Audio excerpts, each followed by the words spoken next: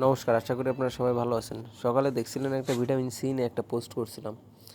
এখন গরমের সময় ভিটামিন সি অত্যন্ত উপকারী যে কোনো মাছের জন্যই। মাছের স্ট্রেস কমানোর জন্য ভিটামিন সি খুব ভালো কাজ করে।